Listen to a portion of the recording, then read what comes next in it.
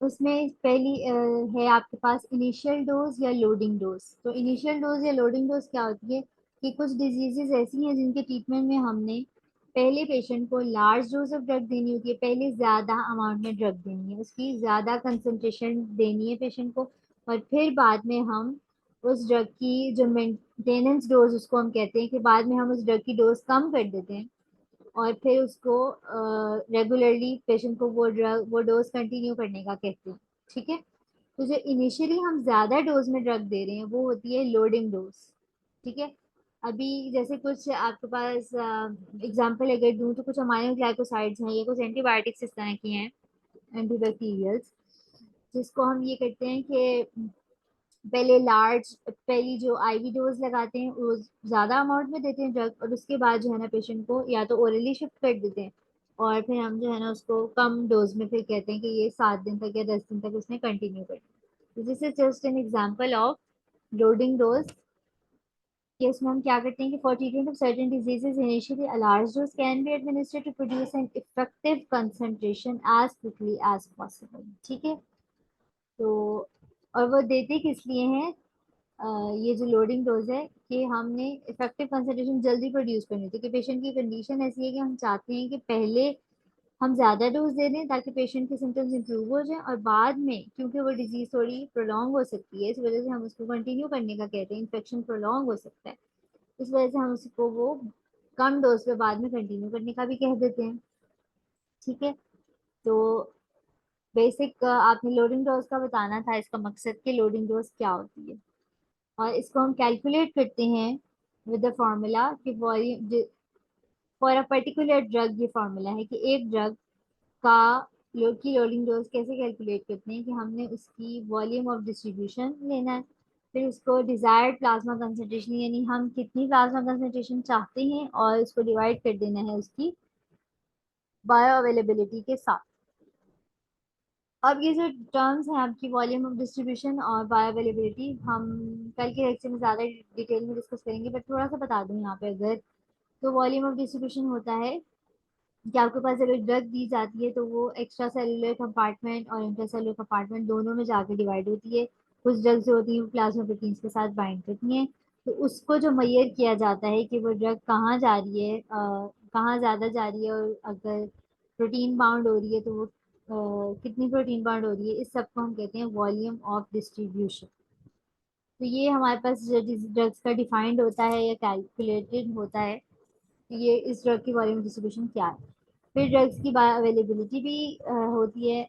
Bio availability क्या होती है कि हमने एक ड्रग दी है तो उसमें से जितनी अमाउंट ऑफ ड्रग हमने दी है उसमें से कितनी अमाउंट ऑफ ड्रग सेफली वहां तक पहुंचती है जहां तक हम उसे पहुंचाना चाहते हैं। ठीक है। या इन बुकिश टर्म्स, जितनी हमने ड्रग दी थी, जितनी हमने डोज दी थी, जितनी हमने कंसंट्रेशन ऑफ द ड्रग दी थी, उसमें से कितनी ड्रग आपके पास जो है वो सेफली ब्लड स्ट्रीम तक पहुंचती है। ठीक है।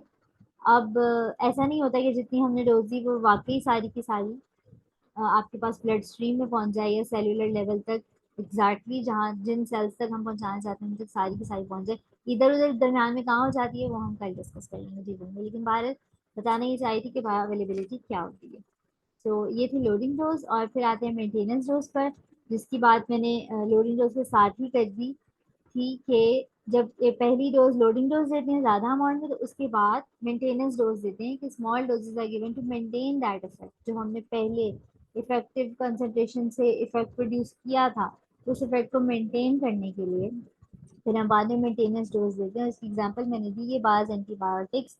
बाज इन्फेक्शन ऐसे होते हैं जिनमें हम एंटीबायोटिक की पहले लोडिंग डोज देते हैं, पहले ज़्यादा डोज में दे दी, उसके बाद जब तक इन्फेक्शन ट्रीट नहीं हो जाता तब तक के लिए हम दे देते हैं मेंटेनेंस डोज, यानी कम डोज में उसको कंटिन्यू कराते हैं फॉर फ्यू डेज। अच्छा जी, अब मेंटेनेंस डोज का फार्मूला आपके पास होता है clearance into desired plasma concentration and divided by देखो, बायोअवेलेबिलिटी। कुछ कह रही हैं, क्या कह रही हैं?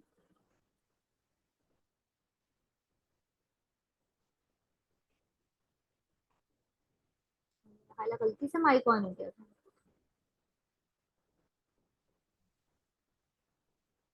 ठीक है। तो clearance into desired plasma concentration divided by bio availability, clearance होती है कि ये भी हम कल ही ज़्यादा डिटेल में डिस्कस करेंगे, बट फॉर नाउ क्लियरेंस होती है कि कितनी जगह आपके pass out of the body move करती है, तो उसको हम क्लियरेंस से लेबल करते हैं, क्लियरेंस से मेजर करते हैं। ठीक हो गया जी, नेक्स्ट चलते हैं। अदर वेरी इंपॉर्टेंट आपके पास टर्म्स जो हैं, और ये एमसीक्यूज में बहुत आती है, median lethal dose, median effective dose, और ये थेराप्यूटिक इंडेक्स। ठीक है, इधर से एमसीक्यूज बनते हैं और आपके एमसीक्यूज में भी इनकी एज इट इज डेफिनेशन आ सकती है। मीडियन लीथल डोज क्या होती है?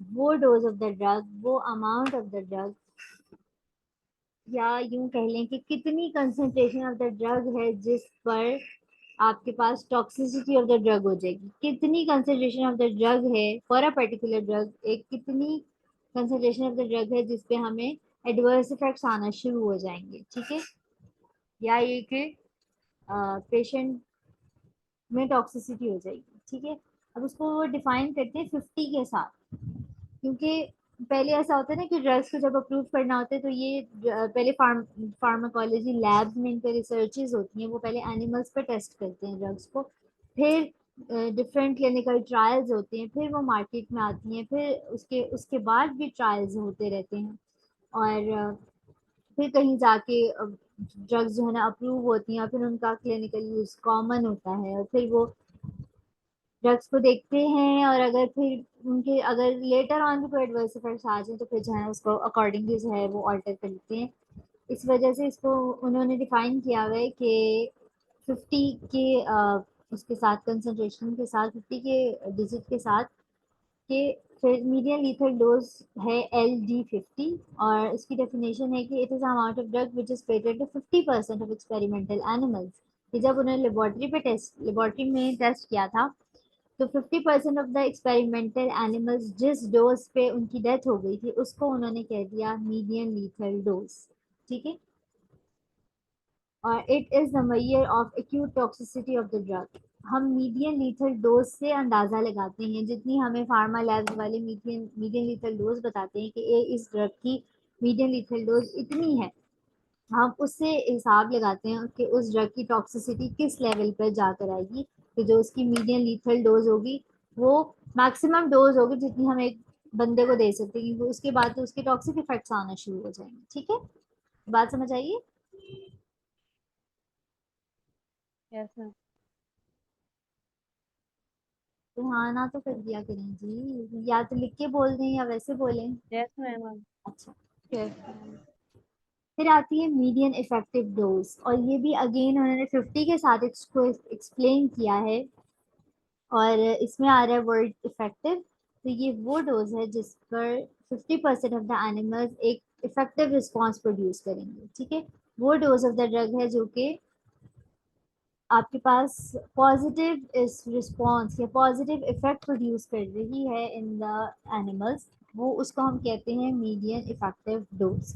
It is the amount of drug which produces desired therapeutic effect in 50% of the experimental animals. ठीक है, it is a measure of effectiveness of a drug. एक drug इतनी effective है किसी भी डिजीज को ट्रीट करने के लिए या किसी भी कंडीशन को ट्रीट करने के लिए, उसको हम मेजर करते हैं उसकी ED50 से। ठीक है, उसकी ड्रग की इफेक्टिवनेस किससे मेजर करते हैं? ED50 से। डिजायर्ड थेरेप्यूटिक इफेक्ट का क्या मतलब है? डिजायर्ड मतलब कि जो हम चाहते हैं, डिजायर्ड थेरेप्यूटिक इफेक्ट वो इफेक्ट जो हम एक ड्रग से लेना चाहते हैं, वो उसका डिजायर्ड थेरेप्यूटिक इफेक्ट होगा। मसलन एक एंजाइना की मेडिकेशन है, तो मैं उससे यही चाहूंगी ना कि मैं पेशेंट को वो ड्रग दे रही हूँ तो पेशेंट की जो एंजाइना के सिम्टम्स है वो इम्प्रूव हो। ठीक है, that is the desired therapeutic effect of an anti anginal drug. तो अब डिजायर्ड थेरेप्यूटिक इफेक्ट जिस अमाउंट ऑफ द ड्रग पे आता है उसको हम कहते हैं ED50, मीडियन इफेक्टिव डोज, और उससे हम ड्रग की इफेक्टिवनेस मेजर करते हैं। ठीक है जी, अब अगर हम इन दोनों की रेशो लें, मीडियन लीथल डोज की to median effective dose LD50 over ED50, तो वो हमारे पास आता है थेराप्यूटिक इंडेक्स। ठीक है, थेराप्यूटिक इंडेक्स आता है, उसको हम कहते हैं LD50 ओवर ED50। और उससे हम क्या मेजर करते हैं, the measure of safety of a drug, कि एक ड्रग कितनी सेफ है हम वो मेजर करते हैं। अच्छा मैं एक और तरीके से आपको समझा देती हूँ कि एक चीज यानी हमने उसकी लीथल डोज जो है कि कितनी डोज पर, जरा गौर से समझिएगा, 1 मिनट की बात है, कि कितनी हमें पता है, हमने पहले ये डिफाइन कर लिया कि कितनी डोज पे जो है ना 50% ऑफ द एनिमल्स में एडवर्स इफेक्ट आना शुरू हो जाए, कितनी डोज है जिसपे 50% ऑफ द पॉपुलेशन जो है आपके पास वो उसमें टॉक्सिसिटी आना शुरू हो जाएगी। फिर हमने ये डिफाइन कर लिया कि कितनी डोज है जिसमें 50% ऑफ द पॉपुलेशन पे पॉजिटिव इफेक्ट आना शुरू हो जाएंगी, या डिजायर थेरेप्यूटिक इफेक्ट कितने में आना शुरू हो जाएगा। हम इसकी लेंगे रेशियो ताकि हमें पता लगे कि कितने कितने लेवल तक हम इस ड्रग को सेफली अपने पेशेंट्स को दे सकते हैं। ठीक है, यानी उसकी इफेक्टिवनेस प्रोड्यूस होने से लेकर, एक ड्रग का असर प्रोड्यूस होने से लेकर टॉक्सिक इफेक्ट प्रोड्यूस होने तक हमारे पास कितना सेफ रेंज है, वो हम मेजर करते हैं बाय द थेरेप्यूटिक इंडेक्स। तो जिन ड्रग्स का थेरेप्यूटिक इंडेक्स ज्यादा होता है they are the safer ones. ठीक है, वो सेफ ड्रग्स होती हैं, यानी कि वो हम थोड़ी ज्यादा डोज में भी दे सकते हैं। और जिन ड्रग्स का लो थेरेप्यूटिक इंडेक्स होता है उनको हमें बहुत सेफली एडमिनिस्टर करना पड़ता है, उनको हमें उनकी मॉनिटरिंग करनी पड़ती है, उनके प्लाज्मा लेवल्स फिर हमें लेने पड़ते हैं कि वो ड्रग ज़्यादा ना दे दें हम पेशेंट को, और उन ड्रग के टॉक्सिक इफेक्ट्स ना आना शुरू हो जाए, फिर पेशेंट को क्लोजली मॉनिटर करना होता है अगर हम लो थेरेप्यूटिक इंडेक्स वाली ड्रग देंगे पेशेंट। ठीक है, तो लो थेरेप्यूटिक इंडेक्स वाली ड्रग्स का उनके टॉक्सिक इफेक्ट जल्दी आना शुरू हो जाते हैं, उनको हमें मॉनिटर करना पड़ता है। और जो लार्ज थेरेप्यूटिक इंडेक्स वाली ड्रग्स हैं वो सेफ होती हैं। ठीक है, मुझे ये लाइन यहाँ ऐड करनी चाहिए थी but I could not add, आप लोग खुद अपने पास ऐड कर लें कि लार्ज थेरेप्यूटिक इंडेक्स होगा तो क्या होगा और लो होगा तो क्या होगा। एग्जाम्पल इसकी गिवन है कि जो आपके पास लार्ज थेरेप्यूटिक इंडेक्स वाले ड्रग्स हैं उसमें आप लिख सकते हैं कि जो कॉमनली हमारे पास पैरासीटामोल पैनाडोल है, इसका लार्ज थेरेप्यूटिक इंडेक्स है, they are safe to administer in large doses even.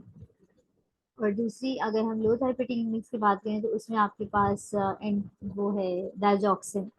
Digoxin आपकी बुक में ही लिखा हुआ है कि डाइजॉक्सिन का लो थेरेपेटिक इंडेक्स होता है, और या हम वो वारफ्रिन, वारफ्रिन का भी लो थेरेपेटिक इंडेक्स होता है, और इनको हमें अगर हम ये पेशेंट को देते हैं तो उसे मॉनिटर करना होता है। फिर एक टर्म है, आप ये समझ आ गई थेरेपेटिक इंडेक्स। फिर एक टर्म है आपके पास थेरेपेटिक विंडो। थेरेपेटिक विंडो में भी यही करना है कि हमने थेरेपेटिक विंडो निकालते हैं difference between the maximum dose and the minimum dose which can be given safely administered to a patient, वो होती है थेरेपेटिक विंडो। ठीक है, एक maximum dose of the drug जो है कि हम कितनी मैक्सिमम दे सकते हैं टॉक्सिक इफेक्ट प्रोड्यूस किए बगैर, और कितनी मिनिमम दे सकते हैं एक पेशेंट को कि अगर उससे कम दी तो फिर तो इफेक्ट ही नहीं प्रोड्यूस होगा ना, जो डिजायर्ड थेरेपेटिक इफेक्ट है वो ही नहीं आएगा।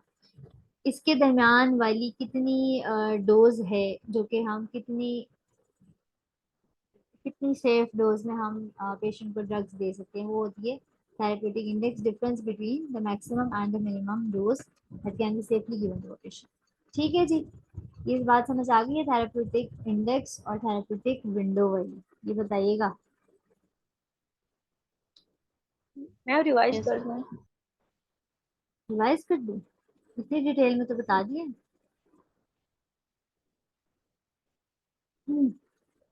थेरेप्यूटिक इंडेक्स मैंने कहा कि हम थेरेप्यूटिक इंडेक्स लेते हैं, रेशो निकालते हैं लीथल डोज और मीडियन लीथल डोज और मीडियन इफेक्टिव डोज की रेशियो निकालते हैं जिसको हम थेरेप्यूटिक इंडेक्स कहते हैं। थेरेप्यूटिक इंडेक्स से हमें पता लगता है कि एक ड्रग कितनी सेफ है, यानी अ, हमने बेसिकली उसका इंडेक्स मेजर किया कि कितनी हमने ड्रग देनी थी कि पेशेंट पे इफेक्टिव रिस्पांस प्रोड्यूस होता, और कितनी डोज पर जो है वो एडवर्स इफेक्ट आना शुरू हो गए थे। इसका हमने रेशियो ले ली तो हमें एक ड्रग का थेरेप्यूटिक इंडेक्स मिल गया। थेरेप्यूटिक इंडेक्स हमारे पास नंबर्स होते हैं, बेसिकली इट कैन बी 2 और 3 और व्हाटएवर इट कैन बी। ठीक है, अब हम थेरेप्यूटिक इंडेक्स से अंदाजा लगाते हैं कि एक ड्रग कितनी सेफ है। जिस ड्रग का थेरेप्यूटिक इंडेक्स कम है इसका मतलब वो लेस सेफ है, उसकी जो डिफरेंस है between the effective dose and the lethal dose वो कम है। और जो है आपके पास जिनका थेरेप्यूटिक इंडेक्स ज़्यादा होता है तो उसमें ये होता है कि वो ड्रग्स आपके पास सेफली टू एडमिनिस्टर होती हैं, उनका difference between the lethal dose and the effective dose वो ज़्यादा होता है, and they are safe to administer in even in large doses. अच्छा, उसके बाद कहा थेरेप्यूटिक इंडेक्स, थेरेप्यूटिक विंडो, तो that is the difference between the minimum and maximum dose that can be safely given to a patient. सही हो गया। अब next हमारे पास है वो है टॉलरेंस और टेकीफाइलेक्सिस। इडियोसिंक्रेसी में बाद में बताती हूँ। बेसिकली टॉलरेंस और टेकीफाइलेक्सिस का थोड़ी मिलती चीजें हैं और इसका डिफरेंस अंडरस्टैंड करना जरूरी है, ये समझ लेते हैं पहले, इडियोसिंक्रेसी में बाद में बताती हूँ। और टॉलरेंस और टेकीफाइलेक्सिस का डिफरेंस भी आ जाता होता है एग्जाम में कि क्या डिफरेंस है। तो टॉलरेंस होता है कि एक ड्रग एक सर्टेन अमाउंट में ली जा रही थी या हमने पेशेंट को दी है, लेकिन और उससे इफेक्ट प्रोड्यूस हो रहा था, फिर आहिस्ता आहिस्ता ऐसे होना शुरू हुआ कि आफ्टर अ फ्यू यानी after a good long period of time ये होना शुरू हुआ कि उस ड्रग के पहले जो इफेक्ट्स आ रहे थे अब वो नहीं आ रहे। ठीक है, तो पहले जितने इफेक्ट्स आ रहे थे और जो इफेक्ट्स आ रहे थे वो नहीं आ रहे, तो हम फिर उस ड्रग की डोज को इंक्रीज कर देते हैं। इसका मतलब ये हुआ कि पहले उसी डोज पे वो इफेक्ट्स आ रहे थे, लेकिन अब वो इफेक्ट्स आना बंद हो गए। तो इसका मतलब कि पेशेंट ने टॉलरेंस डेवलप कर ली है to the effects of that drug. फिर हम ये करते हैं कि उस ड्रग की डोज इंक्रीज कर देते हैं, और फिर हम डोज जब इंक्रीज करते हैं तो हम देखते हैं कि वो इफेक्ट्स जो कि पहले पिछली डोज पे आ रहे थे वो इफेक्ट्स अब ज्यादा वाली डोज पे आ रहे हैं। ठीक है, मैं रिपीट कर देती हूँ कि टॉलरेंस क्या होती है कि पहले एक सर्टेन कंसंट्रेशन पे हम एक सर्टेन डोज पे हम ड्रग पेशेंट को दे रहे थे और उस पर उसके इफेक्ट्स भी आ रहे थे, लेकिन after some long period of time ऐसा हुआ कि जब लॉन्ग पीरियड ऑफ टाइम के लिए पेशेंट ने वो ड्रग ली तो इफेक्ट्स आना बंद हो गए। इसको हम कहते हैं टॉलरेंस। और फिर टॉलरेंस को काउंटर करने का ये तरीका होता है कि हम उन ड्रग्स की डोज इंक्रीज कर देते हैं। तो जब हम उन ड्रग्स की डोज इंक्रीज करते हैं तो पहले जो इफेक्ट्स कम डोज पे आ रहे थे वो अब ज्यादा डोज पे आना शुरू हो जाते हैं। ठीक है, ये है टॉलरेंस। ठीक है, विच इज द अगर मैं फार्माकोलॉजिकल टर्म्स में बात करूं तो वो ये है कि it is a slow decrease in the pharmacological response of a drug. Pharmacological response of a drug जो है ना उसमें कमी आना शुरू होती है, बट ये after a long period of time patient जब ड्रग्स ले लेता है तब आना शुरू होती है। ठीक है, और इसकी कॉज भी यही होती है कि repeated administration of the drug और ये repeated doses of the drugs हैं, तो आपके पास टॉलरेंस डेवलप हो जाती है। हर ड्रग से नहीं होती, कुछ ड्रग्स ऐसी हैं जैसे पर्टिकुलरली आपकी सीएनएस ड्रग्स जो हैं, सीएनएस डिप्रेसेंट ड्रग्स जो हैं उनसे ये इफेक्ट्स आते हैं टॉलरेंस वाले। ठीक है, अच्छा, और टॉलरेंस है ना आपके पास वो परसिस्ट भी थोड़े ज्यादा टाइम के लिए करती है। और जो हाँ, इसकी कॉज क्या होती है सेलुलर लेवल पे, क्या होता है कि टॉलरेंस डेवलप हो जाती है पहले तो उसी डोज पे पेशेंट को जो है ना वो इफेक्ट प्रोड्यूस हो रहे थे ड्रग के, लेकिन अब ऐसा क्या हुआ कि ऐसा हो सकता है कि अंडरलाइंग रिसेप्टर सेंसिटिविटी चेंज हो गई हो। ठीक है, रिसेप्टर सेंसिटिविटी मतलब हम आगे पढ़ेंगे हम कि बाज जो ड्रग्स होती हैं वो रिसेप्टर्स पे जाके एक्ट करती हैं, उन्हें रिसेप्टर के साथ अटैच होना होता है या उन्हें ब्लॉक करना होता है या मतलब कुछ रिसेप्टर के साथ करना होता है, बाइंड करना होता है उसके साथ। अच्छा, तो हो सकता है कि रिसेप्टर की सेंसिटिविटी खत्म हो गई हो, या हो सकता है कि वो रिसेप्टर खुद इंटरनलाइज हो गया हो, या उस रिसेप्टर के साथ कोई और इशू हो गया हो। मेनली यही होता है कि या तो रिसेप्टर की अपनी सेंसिटिविटी कम हो जाती है इंक्रीज रिपीटेड डोजेज लेने की वजह से, या आपके पास रिसेप्टर्स की इंटरनलाइजेशन हो जाती है। तो इस वजह से जो है ना वो टॉलरेंस डेवलप हो जाती है। ठीक है, इसकी एग्जांपल्स मैंने कहा कि जो सीएनएस ड्रग्स हैं वो आती हैं उनसे टॉलरेंस डेवलप होती है, जैसे कि बार्बिचुरेट्स हो गए, अल्कोहल्स, नार्कोटिक एनाल्जेसिक्स, मॉर्फिन वगैरह इस तरह के।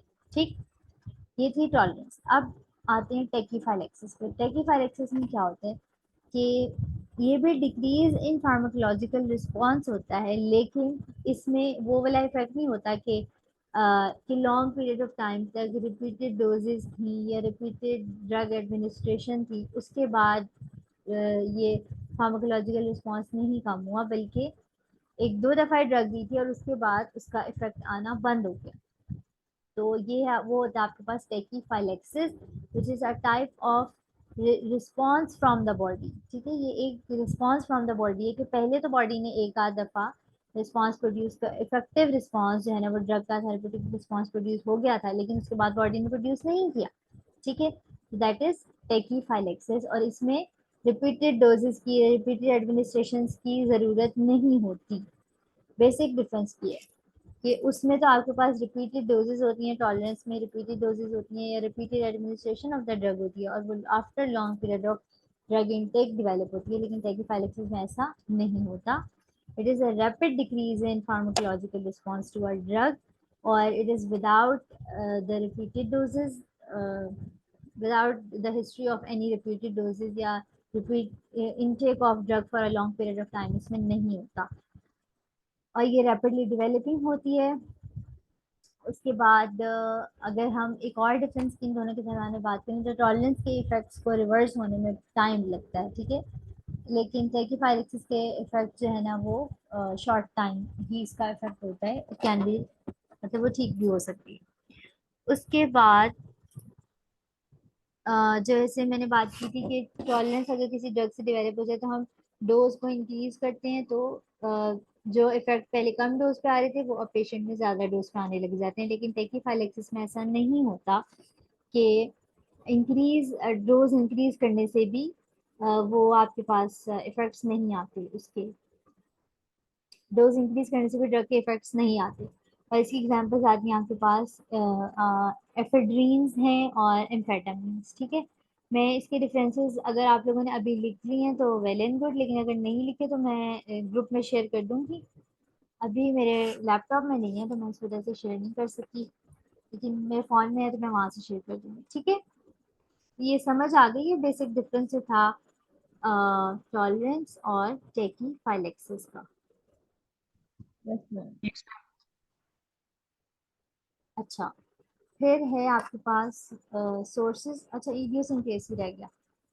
इडियोसिंक्रेसी क्या होती है कि अगर कुछ पेशेंट्स में ऐसा होता है कि हमने एक ड्रग एडमिनिस्टर की और उसने अनयूजुअल रिस्पॉन्स शो किया है जो कि नॉर्मली बाकी लोगों में नहीं प्रोड्यूस होता। ठीक है, ऐसा हो सकता है कि बाज़ ड्रग्स जो है ना वो बाज़ पेशेंट्स में डिफरेंटली रिस्पॉन्ड करती हैं, और बाज़ ड्रग्स पेशेंट्स में यानी वो इजीली अपना इफेक्ट प्रोड्यूस करती हैं और कोई different type of reaction produce नहीं करते। तो इडियोसिंक्रेसी हम लेबल करते हैं कि एक डिफरेंट जो ड्रग रिएक्शन था, एक एबनॉर्मल रिएक्शन किसी पेशेंट को आपने आफ्टर ड्रग एडमिनिस्ट्रेशन शो किया है, जिसको बाकी लोगों में वो इतना शो नहीं हुआ था, उसको हम इडियोसिंक्रेसी कहते हैं। ठीक है जी,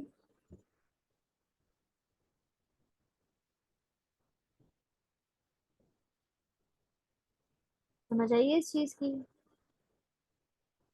Yes, ma'am.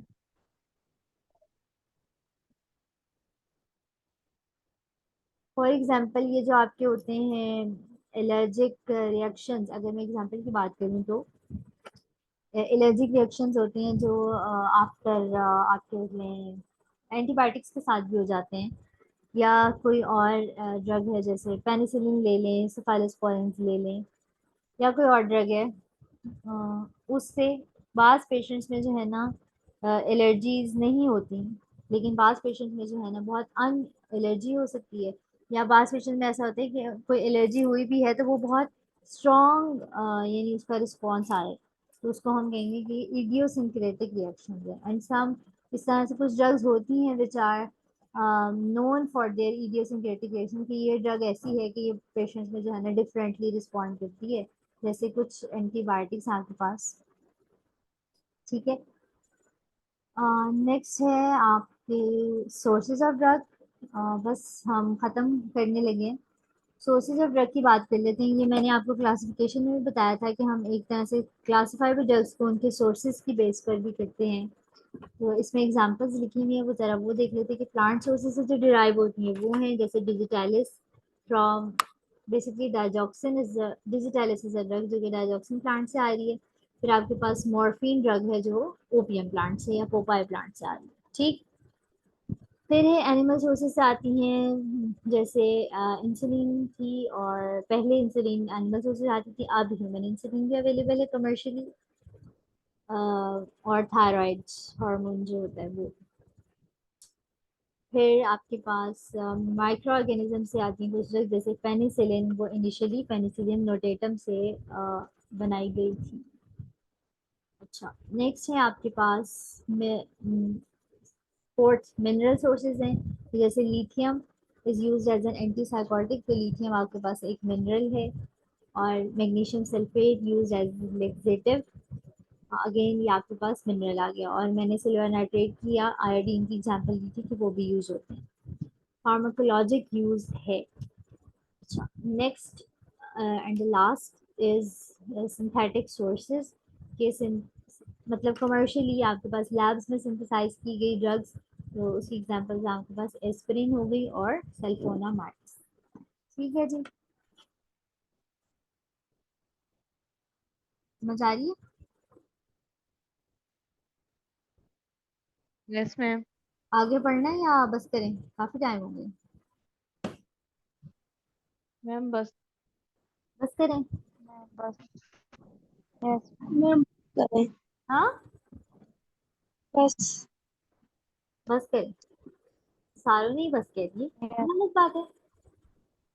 बस हो ये गई है मिस।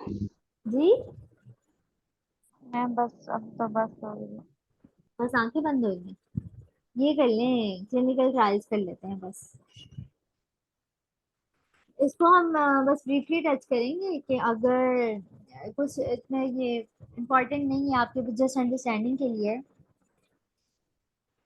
वो क्लिनिकल ट्रायल्स क्या होता है कि बेसिकली जब आपके पास फार्मा लैब्स में सिंथेसाइज हो गई है ड्रग, तो उसके बाद उसके क्लिनिकल ट्रायल्स होते हैं, और फिर जो है ना वो ड्रग जाके कहीं कमर्शियली अप्रूव होती है। इसके 4 फेजेस हैं। पहली फेज में ये करते हैं कि केयरफुल एवेल्युएशन होती है ड्रग्स की और उनकी डोज रिस्पांस रिलेशनशिप की, कि कितनी डोज पे कितना रिस्पांस आ रहा है, वो सारे रिलेशनशिप स्टडी किए जाते हैं। फिर फार्माकोकाइनेटिक्स को स्टडी किया जाता है उसकी।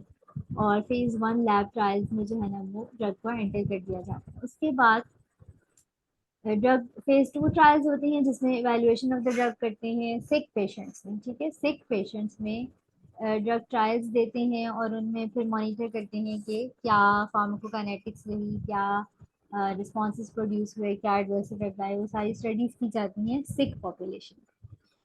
फिर फेज 3 ट्रायल्स आते हैं और उसमें ये किया जाता है कि नंबर ऑफ पेशेंट्स ज़्यादा कर दो। पहले इनिशियली जो है ना सिर्फ 100 to 200 पेशेंट्स पर ट्राई किया जाता है। उसके बाद अगर उनमें इफेक्टिव रिस्पांस प्रोड्यूस हो तो फिर हम नंबर ऑफ पेशेंट्स को वो ज़्यादा कर देते हैं, यानी 1000 to 6000 या इससे भी ज़्यादा जो है वो पेशेंट्स पर ड्रग को वो स्टार्ट कराते हैं और उनको स्टडी करते हैं। और उसके बाद एक लास्ट फेज 4 ट्रायल्स होते हैं, और उसके बाद जो है ना वो ड्रग को वो कमर्शियली अप्रूव करते हैं।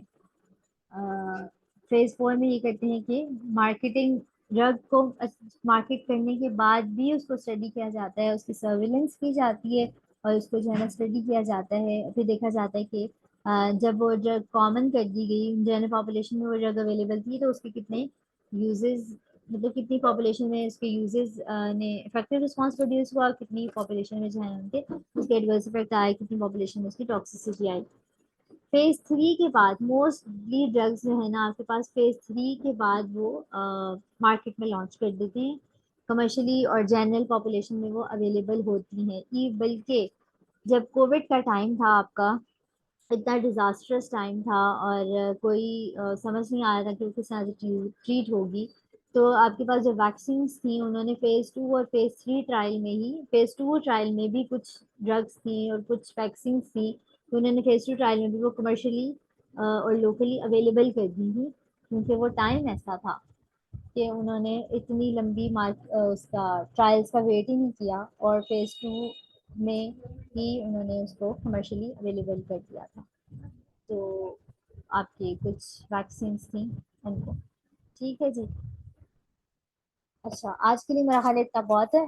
बाकी इंशाल्लाह कल करेंगे और फार्माकोकाइनेटिक्स स्टार्ट करेंगे। सही हो गया? कोई क्वेश्चंस है तो पूछ लें। मैम जी हमें स्लाइड मिलेगी? आप लोगों को चाहिए स्लाइड्स तो मैं शेयर कर दूंगी। बताएं, चाहिए? हाँ जी। अच्छा जी। यस मैम, स्लाइड शेयर कर दीजिएगा। मेरा तो ख्याल है कि अच्छी बात ये है कि अपनी किताबों से पढ़ें, लेकिन चलिए मैं शेयर कर दूंगी। अगर आप लोगों को चाहिए तो इट्स ओके, मैं शेयर कर दूंगी। लेकिन I would really recommend and prefer कि आप लोग अपनी बुक से पढ़ें। ये सारा वहीं से लिया हुआ है बेसिकली। ठीक है जी। और कुछ?